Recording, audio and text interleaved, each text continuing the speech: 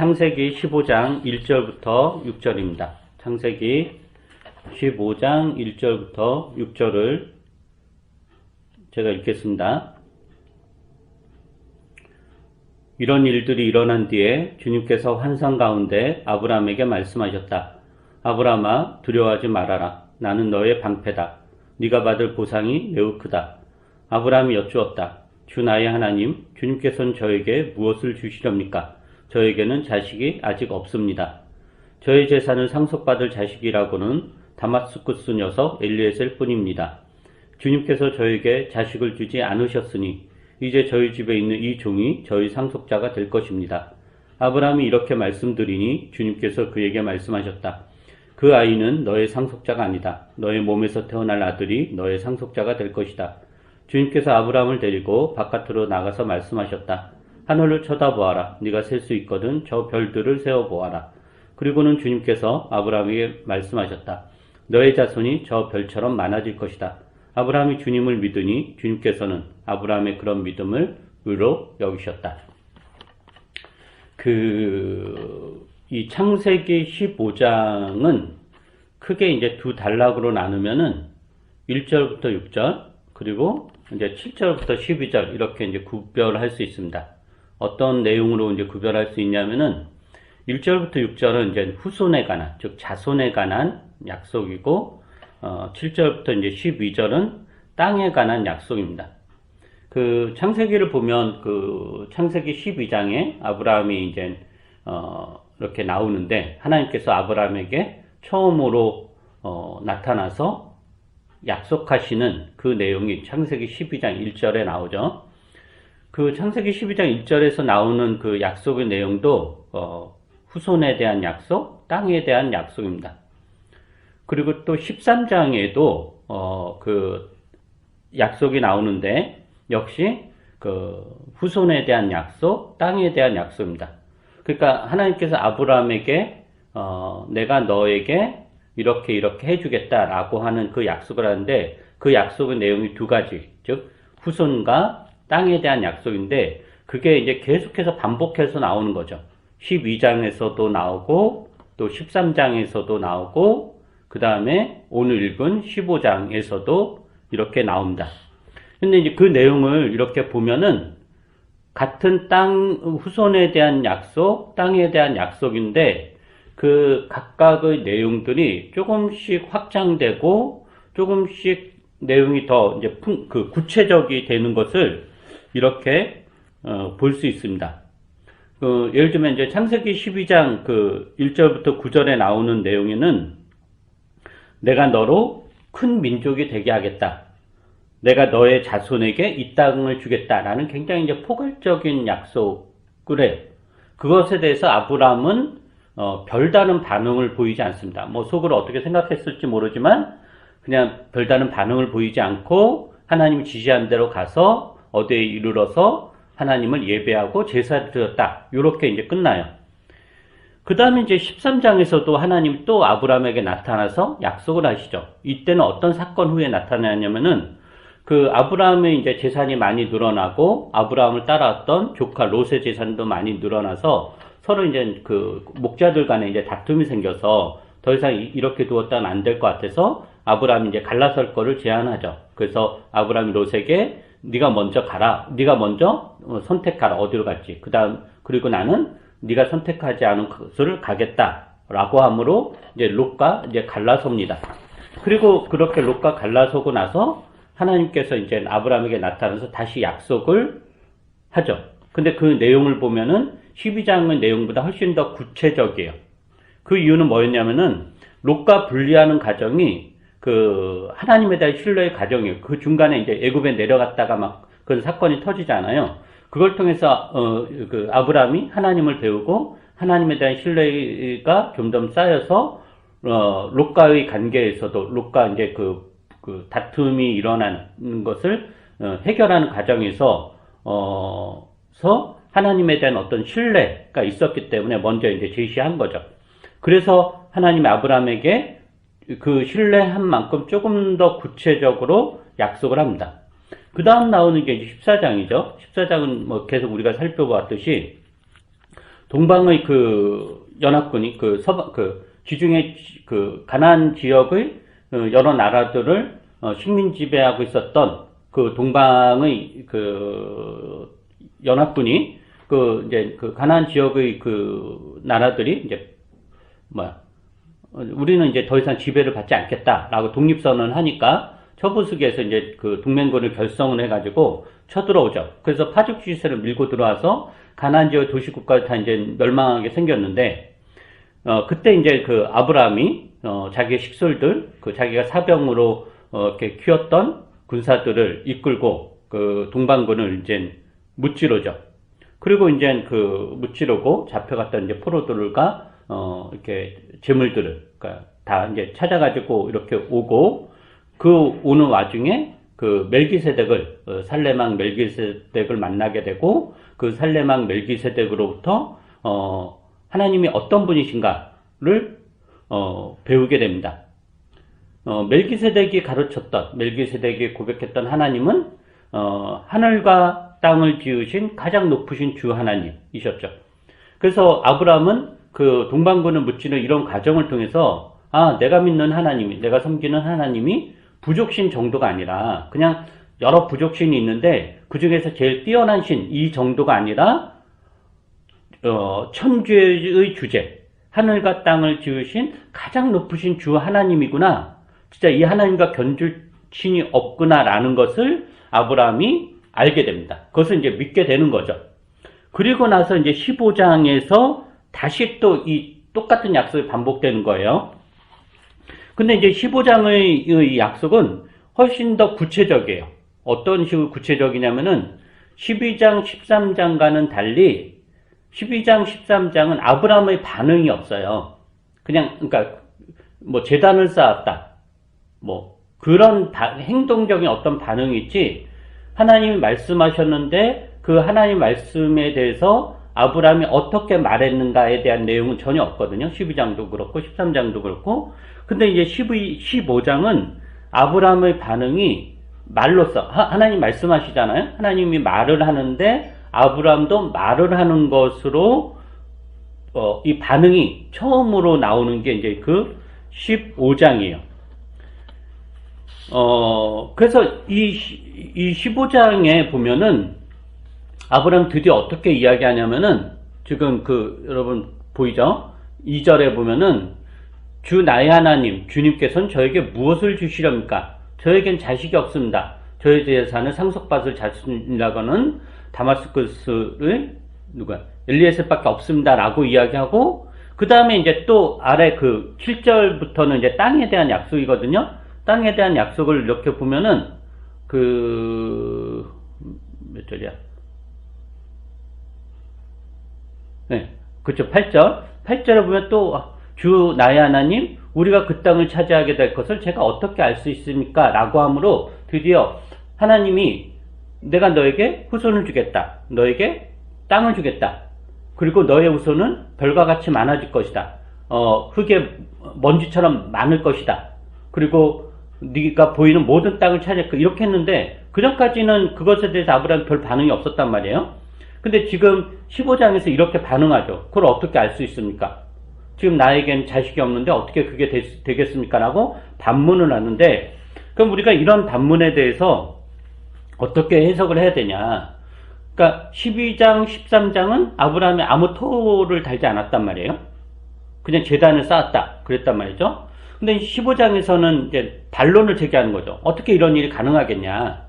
아니, 하나님이 나한테 땅 주겠다는데 그걸 내가 어떻게 믿냐? 이렇게 하는 거잖아요. 이걸 보면, 얼핏 보면 12장, 13장은 아브라함이 하나님 말씀을 절대적으로 믿었는데, 즉 토달지 않고 무조건 받아들였는데 15장에서는 이렇게 의심을 하나? 그럼 아브라함의 신앙이 퇴보된 건가? 라고 생각을 할 수도 있는데, 그러나 우리가 지금까지 12장, 13장, 14장, 15장 아브라함 신앙의 여정을 살펴보면서 아브라함의 신앙이 퇴보된 것이 아니라 계속해서 하나님에 대하여 점점 알아가고 하나님에 대한 어떤 지식 신뢰에 있어서 점점 성장해 가는 그런 모습을 우리가 확인했잖아요. 그런 맥락에서 보자면은 15장에서 아브라함이 하나님에게 대하여 반문을 제기한 거, 어떻게 이런 일이 나에게 일어날 수 있겠냐?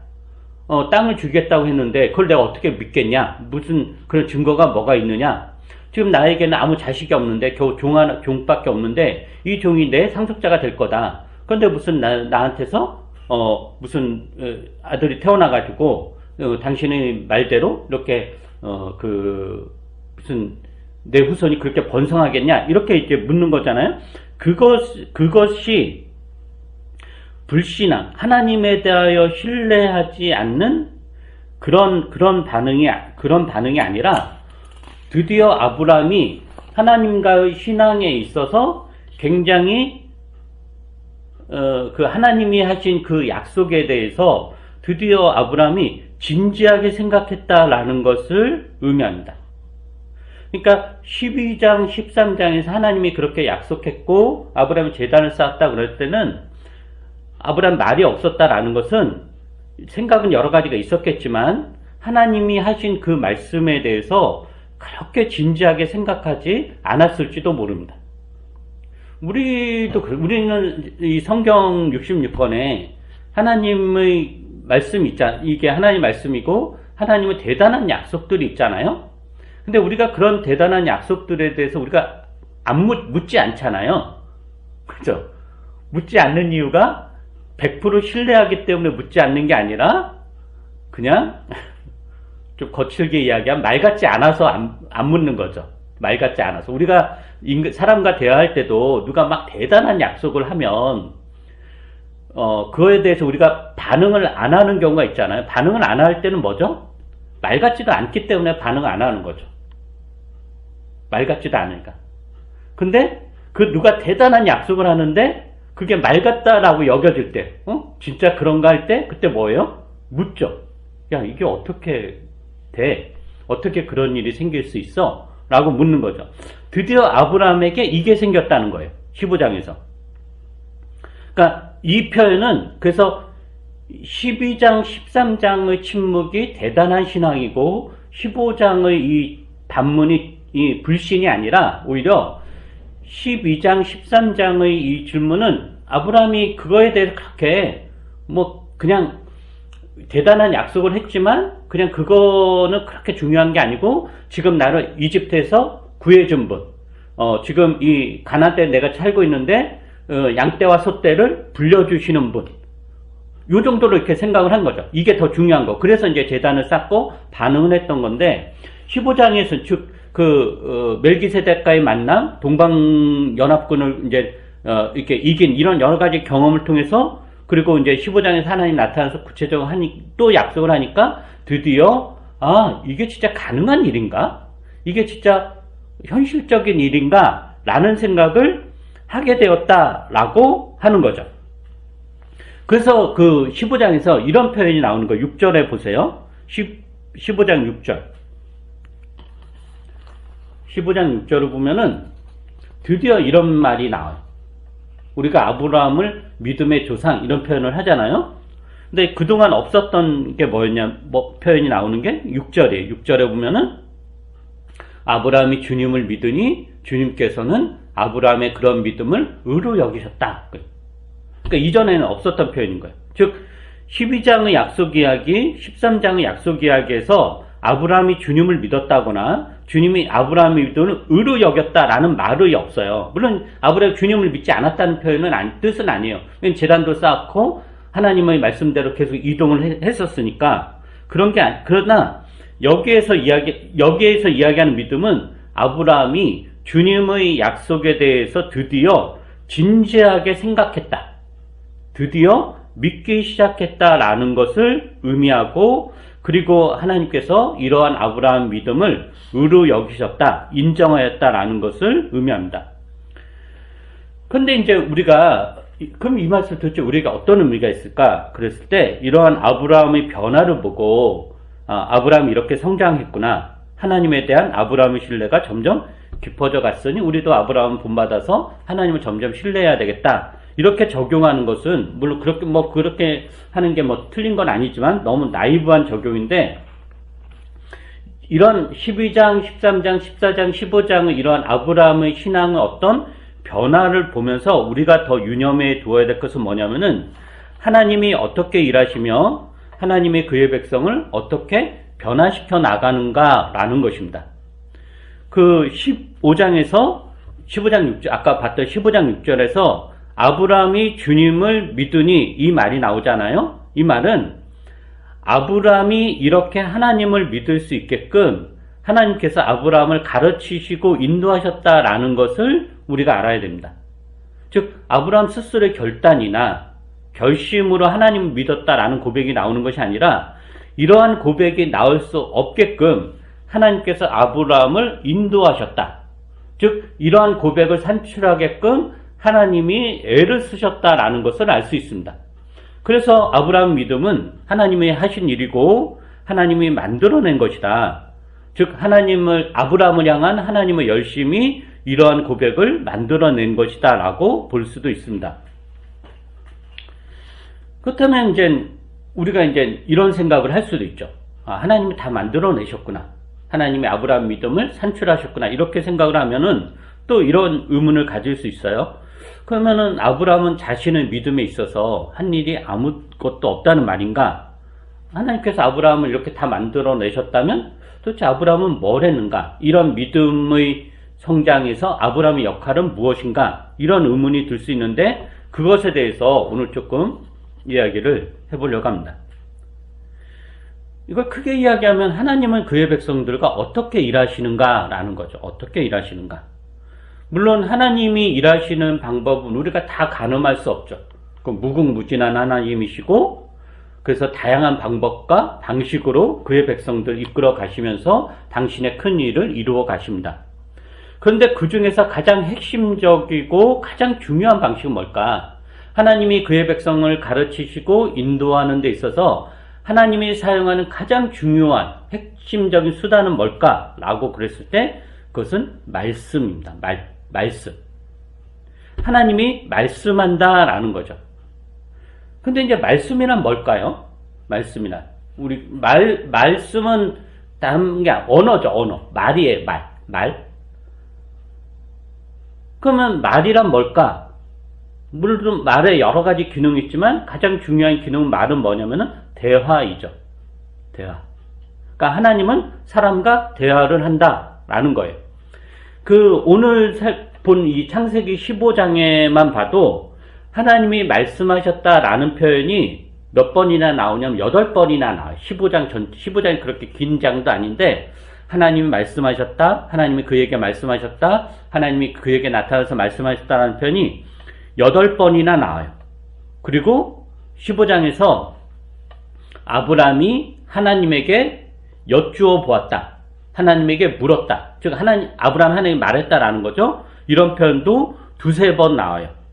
그러니까 이걸 보면은 우리가 하나님 말씀 뭐냐? 하나님이 당신의 일을 이루어 가시는데 말씀이라는 수단을 사용하신다. 가장 핵심적으로 사용하신다라고 그랬는데 그럼 그 말씀이 뭐냐 그랬을 때 그 말씀이 무슨 대상이 없는 독백이거나 무슨 마술적 힘을 가진 주문이 전혀 아니다라는 거예요. 뭐냐? 대화라는 거죠. 즉 하나님이 당신의 백성을 이끌어 가시는 데 있어서 가장 중요하게 사용하는 수단은 뭐냐면은 대화다라는 거예요. 즉 그러면 하나님께서 당신의 뜻을 대화라는 방식으로 드러낸다라는 것은 그건 뭘 의미하는가? 대화라는 뭐죠? 우리가 누군가 대화를 한다라는 건 여러 가지 의미가 있겠지만 이런 게 있죠. 납득시키고 설득시키는 작업이기도 합니다. 우리가 누군가에게 무엇을 하게 하려고 할 때 여러 가지 방식이 있죠. 강제적으로 시킬 수 있죠. 강제적으로 내가 권력을 가지고 있으면 혹은 총과 칼을 가지고 있으면 그걸 들이대면서 위협하면서 너 안 하면 죽여 하면서 그렇게 할 수도 있겠죠. 아니면은 너 이거 하면 내가 이런 커다란 보물을 줄게 이렇게 하면서 그의 행동을 이렇게 끄집어낼 수도 있겠죠. 근데 그거는 대화는 아니에요. 그건 일방적인 지시죠. 근데 하나님 말씀이 강제적이거나 이런 게 아니라 대화다라는 것은 납득시키고 설득시키는 작업이다라는 거예요. 그러니까 하나님이 당신의 뜻을 사람들에게 실천하기 위해서 말씀한다 라고 할 때 그 말은 하나님은 강압적이거나 강제적인 방식으로 당신의 뜻을 사람들에게 강요하지 않는다라는 의미예요. 하나님은 사람에게 말을 한단 말이죠. 말씀하심으로 사람들을 납득시키고 설득시킵니다. 그래서 납득하고 설득시키는 거죠. 그 말은 또 뭐냐면은 하나님은 사람을 강제적으로 막지는 않는다라는 뜻이기도 해요. 사람을 조작하지도 않습니다. 우리가 그 창세기 처음 이야기를 한번 생각을 해보세요. 하나님께서 첫사람 아담과 하와를 만드시고 그들에게 그 금기사항을 줬죠. 선악을 아는 나무의 열매는 따먹지 말라. 그죠? 그리고 따먹지 말아야 될 이유도 이야기했죠. 너희들이 그것을 따먹으면 죽는다. 이렇게 이유도 말씀을 했어요. 즉 말씀을 했다는 거죠. 이 말은 뭐냐면은 그 선악을 아는 나무의 열매를 따먹지 말아야 될 이유를 말씀을 통해서 아담과 하와를 설득하고 납득시키고자 했다라고 하는 거예요. 그러나 그렇다고 해서 아담과 하와가 선악을 아는 나무의 열매를 따먹는 것을 강제적으로 막지는 않아요. 막았다면 안 따먹었겠죠. 하나님은 설득하고 납득했어요. 그리고 그 설득과 납득에 설득당하느냐 납득당하느냐는 그렇지 않느냐는 결국 아담과 하와의 책임인 거죠. 그래서 그들은 하나님 말씀에 설득당하지 않고 납득하지 않고 그 선악을 아는 나무의 열매를 따먹어요. 그리고 나서 하나님 또 말씀하시죠. 그 이후의 일들에 대해서 또 납득시키고 설득을 시켜요. 그리고 그것을 듣느냐 마느냐는 사람의 자유이고 책임이에요. 가인에게도 마찬가지였어요. 가인에게 하나님은 그의 속마음을 아시고 그가 그의 아우를 살해하지 말 것에 대해서 납득시키고 설득시켰죠. 그러나 막지는 않아요. 이게 하나님이 사람과 관계 맺는 방식이다라는 거예요. 우리가 하나님에 대하여 갖는 대표적인 오해가 뭐냐면은 이런 거죠. 우리는 우리 인생에 혹은 우리 이 사회에 이 나라에 굉장히 좋지 않은 일이 생기면 너무 그러니까 너무 이렇게 불행한 일이 좋지 않은 일이 생기면 우리는 늘 그렇게 항변하죠. 어떻게 하나님이 그러실 수 있나요? 하나님이 있기나 한 것입니까? 하나님이 어떻게 나한테 이럴 수가 있어요? 라고 항변을 해요. 그 심정은 이해하죠. 충분히 그 심정은 이해하지만 사실 하나님이 그렇게 한 것이 아니라 사람이 그렇게 했다라는 거예요. 하나님은 독재자도 아니고 인간을 기계처럼 조종하는 분도 아닙니다. 하나님은 사람에게 말씀하는 분이다라는 거예요. 그리고 사람은 그 하나님 말씀에 설득당할 수도 있고 거부할 수도 있고 납득당할 수도 있고 혹은 무시할 수도 있습니다. 그리고 그에 따른 결과 책임은 본인이 감당하는 거죠.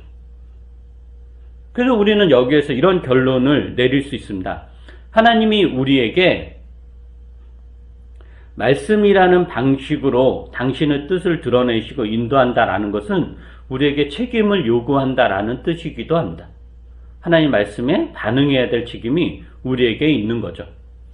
우리는 그 성경을 읽고 묵상을 하고 공부하고 또 교회 공동체에서 강설되는 하나님 말씀을 듣고 설교를 듣고 또 그 교우들과의 그런 나눔을 통해서 또 내 안에 심겨진 그 하나님의 말씀이 내 양심을 통해서 내 내면의 소리를 통해서 울려 퍼지는 것을 통해서 우리는 다양한 방식으로 하나님의 말씀을 들어요.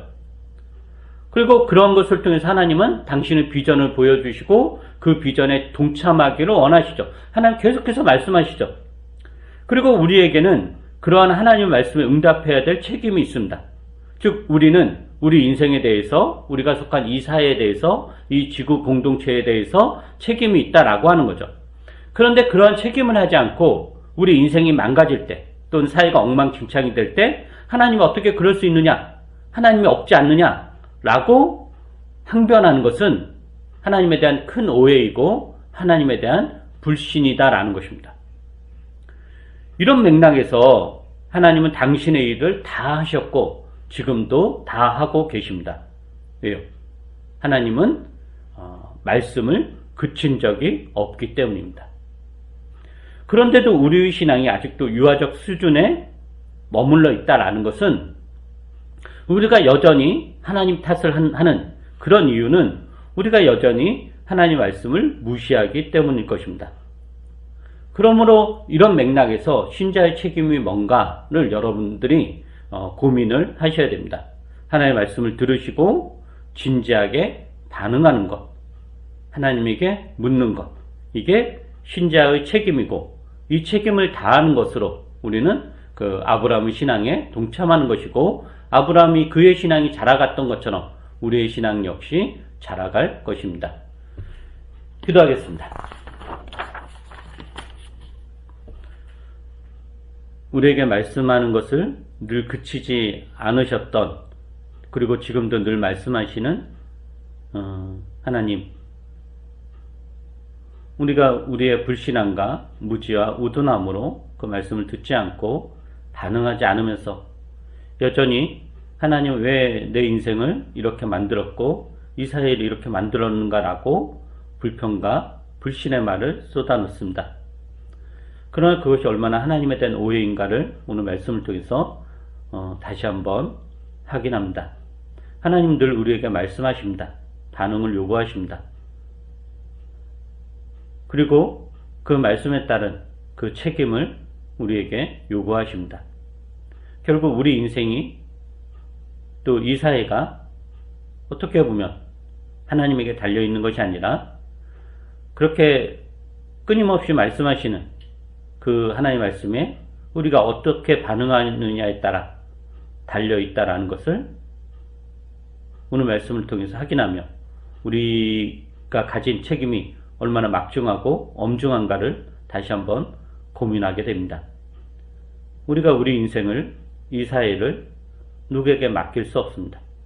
다 각자 짊어져야 될 책임이 있고 해야 될 역할이 있고 그것들을 감당해야 될 몫이 있습니다. 고통스럽고 힘들더라도 그것을 벗어던지지 말게 해주시고 늘 우리를 섬세하게 인도하시는 불꽃 같은 눈동자로 때로는 희미한 목소리로 때로는 커다란 우레와 같은 목소리로 말씀하시는 그 주님이 있기에 우리가 이 인생을 책임있게 감당할 수 있습니다. 이것을 잘 헤쳐나갈 수 있도록 잘 꾸려나갈 수 있도록 은혜를 베풀어 주시옵소서.